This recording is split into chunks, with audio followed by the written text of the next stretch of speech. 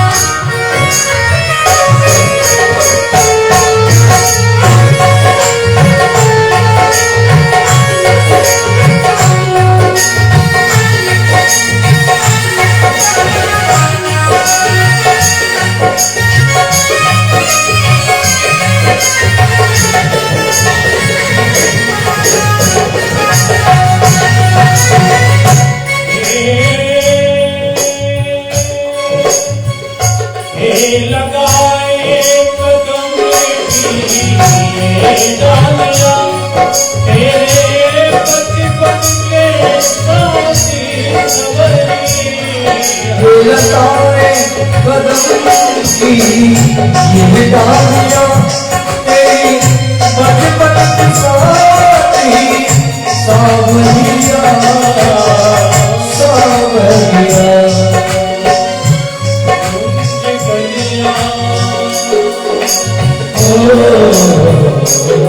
कुछ कलियां कहानी तेरी गानी कुछ कलियां कहानी तेरी गानी ऐसी कलियां कलियां नहीं पाओगे नहीं पाओगे जाने हो जाओ छोड़ के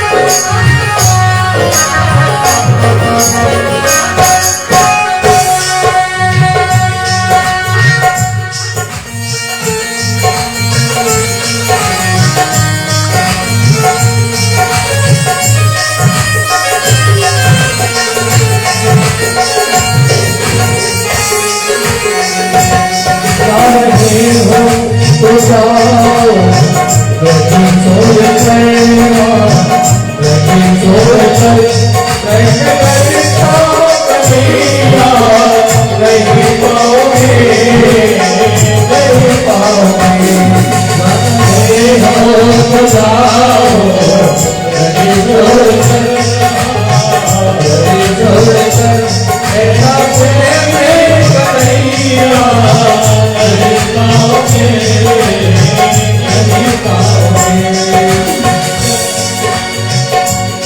जिनी कोई कदरिया माथे रख पर चीर जिसके कसेशा प्यारे कहो जिनी कोई कदरिया माथे रख पर चीर जिसके कसेशा प्यारे कहो जिनी कोई कदरिया माथे रख पर चीर जिसके बचेगा प्यारे कहो छोटी गदरिया बने नशकर चीर जिसके बचेगा प्यारे कहो तेरे ओ गुण को जिसने सहा तेरे ओ गुण को जिसने हंसी सहा ऐसा नहीं पाओगे नहीं पाओगे तुम्हारे हो जाओ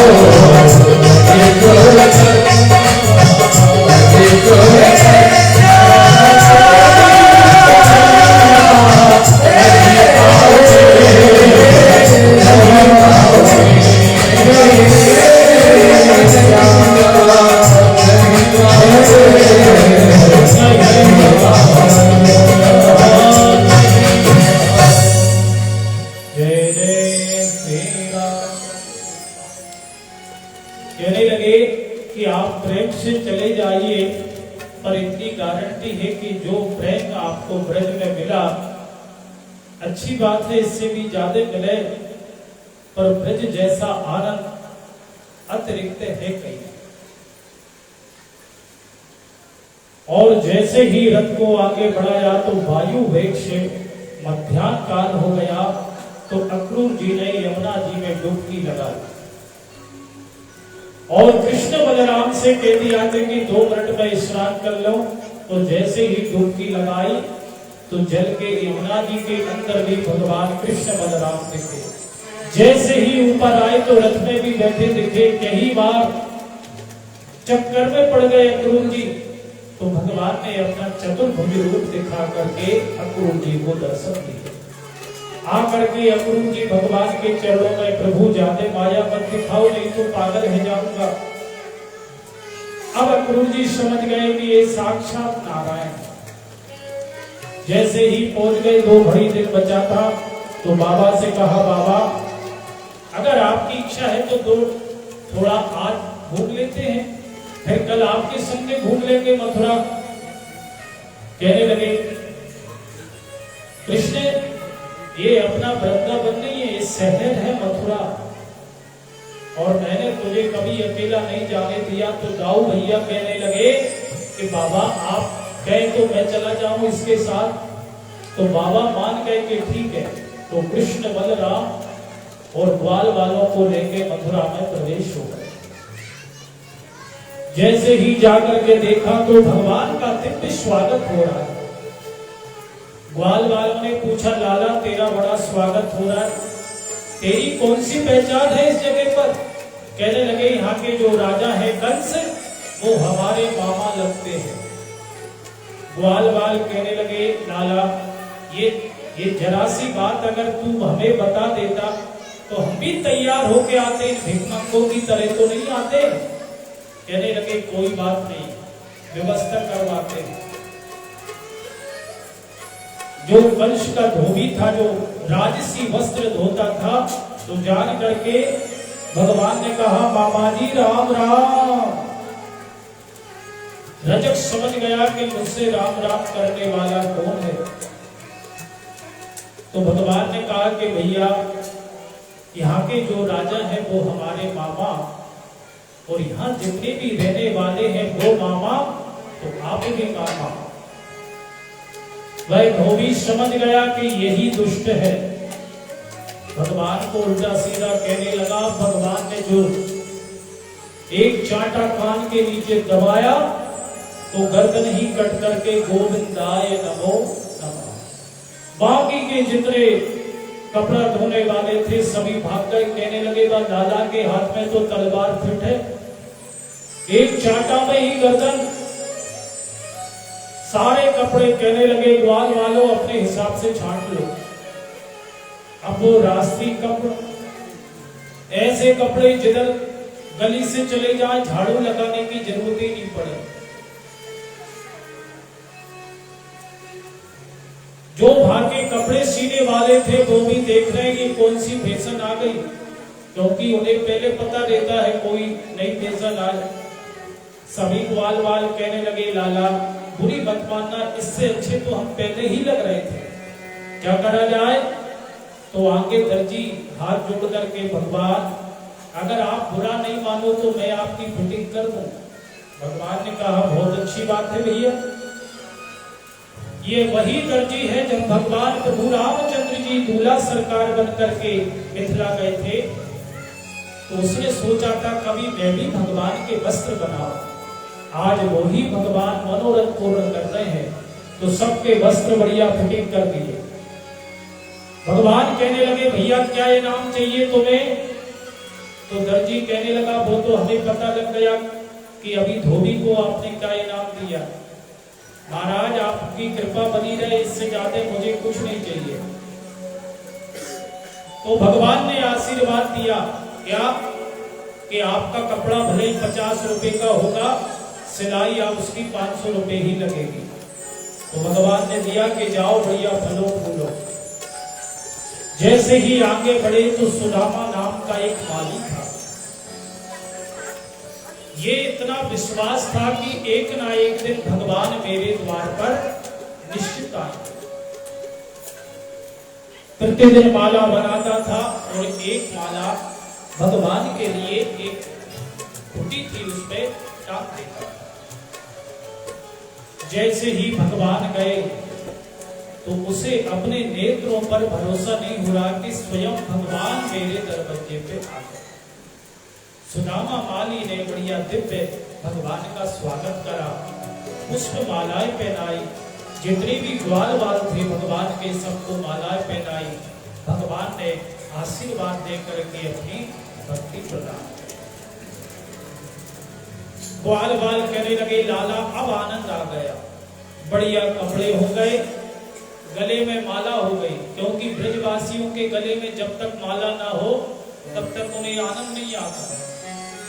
जब कहीं भी नहीं मिले तो द्वारकाधीश से दिखा करके कि भगवान आपको माला माल हो, थोड़ी कृपा हम पे करो, तो वही माला स्वयं पहन लेते हैं। कहने लगे चकाचक व्यवस्था हो गई लाला, नेक कसर और रह गई। क्या रह गई कि जब तक माथे पे थापा थवो चंदन नहीं होगा तब तक आनंद नहीं आएगा। भगवान कहने लगे चलो ठीक है उसकी भी व्यवस्था करवाते हैं। जैसे ही आगे बढ़े तो कंस की दासी कुब्जा, जिसका नाम था सौरंदनी, ये कंस के लिए चंदन किसके लेके जाता था। भगवान ने आवाज लगाया अरे सुंदरी। ये शब्द सुन करके उसके कान में रसगुल्ला घुल गए। इतना मीठा नाम तो उसे कोई बुलाता नहीं था, कोई कुबड़ा कोई कुब्जा, ऐसे ही नाम से। जैसे ही पलट के देखा तो भगवान की माधुरी सूरत दिखी। कहा प्रभु आपने मुझे पुकारा। कहने लगे हाँ सुंदरी, हमें चंदन लगाओगी क्या। कुब्जा कहने लगी ये तो मेरा बड़ा सौभाग्य है जो मेरे हाथों से आप चंदन लगवाएं। चंदन भगवान के माथे पे लेपन करा, सभी ग्वाल बाल बढ़ाते गए, सबकी बिल्कुल लीपा पोती हो गई और ऐसी ठंडक आई, क्योंकि जो माल्य के चंदन होता है कभी भी आप खुद अपने मस्तक पर लगा के देखना, कितनी ही गर्मी क्यों ना हो, उस चंदन का लेप करने से आपका ठंडक तो रहेगा, अगर सिर दर्द भी है तो वो भी दूर हो जाएगा। जितनी जगह आप चंदन लगाएंगे उतनी जगह की हमारी त्वचा अलग ही हो जाएगी, बिल्कुल स्वच्छ निर्मल, मगर होना चाहिए ओरिजिनल मार्ग चंदन।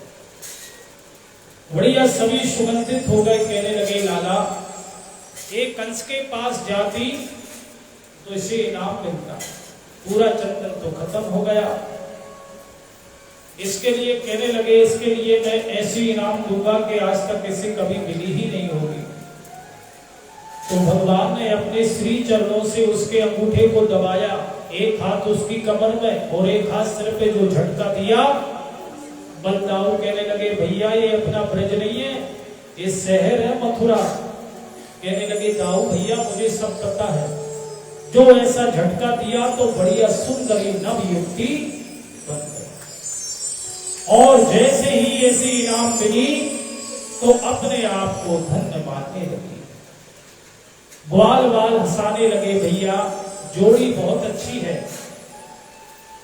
ऐसे करके उसको भी बढ़िया अपना दिव्य रूप भगवान ने दिया। जैसे ही आगे बढ़े तो धनुषशाला थी, जहां धनुष रखा था, एक कंस को परशुराम जी ने दिया था और कह दिया था कि इस धनुष को तोड़ने वाला कोई नहीं है, और जो व्यक्ति इस धनुष को तोड़ देगा वो तुझे छोड़ने वाला नहीं है। जैसे ही आगे बढ़े तो जो पहरेदार थे कहा कि भैया धनुष के दर्शन कर लें। तो पहरेदार समझने लगे कि जिनके दूध के दांत नहीं टूटे जे कोई क्षति थोड़ी पहुंचाएंगे धनुष को। तो जान करके कहने लगे, भैया हाथ जोड़ लें, थोड़ा दर्शन कर लें। जैसे ही अंदर पहुंचे, धनुष उठा करके जितनी तेजी से उसे झटका दिया कि इतनी भयंकर चित्कार हुई, और वो चित्कार जाकर के कंस के कान में पड़ी। तो कंस अपनी जो सिंहासन पर बैठा था उससे नीचे गिर गया। समझ गया। जैसे ही जो रखवाले थे धनुष के कहा कि महाराज आपकी गारंटी खत्म। क्या हुआ कि दो बच्चों ने धनुष को तोड़ दिया। इतना सब करके कृष्ण और बलराम वापस चले गए। बाबा ने पूछी, कहीं कछु तू मैं तो नहीं हुई? क्या लगे नहीं। क्या लगे मेरा बढ़िया सब लोगों ने बढ़िया स्वागत करा, क्योंकि मथुरा के जो व्यापारी थे वो समझ गए थे कि आने वाला समय इन्हीं का है। जो व्यापारी रहते हैं वो समझ जाते हैं सरकार किसकी बनने वाली है, उसकी ही जय जयकार करने लगते हैं। उन्हें लक्षण दिख जाते हैं कि अपनी सरकार इनकी आ रही है। तो सबने बढ़िया भगवान का दिव्य सत्कार करा। आज कंस से पूरी रात्रि व्यतीत हो रही है, नींद नहीं आ रही। जल पीता है उसमें परछाई दिखती है तो वो काला काला मुरली वाला भजन तेज हो गया। भोजन करता है तो जीरा भी दिख जाता है, तो उसमें कन्हैया दिखने लगता है, वो काला मुरली वाला आ गया। पर्दे की छांव भी दिखती है। बताइए ऐसा कोई भजन कर सकता है? अरे हमसे ज्यादा जो दैत्य लोग हैं वो भगवान को याद करते हैं। क्यों?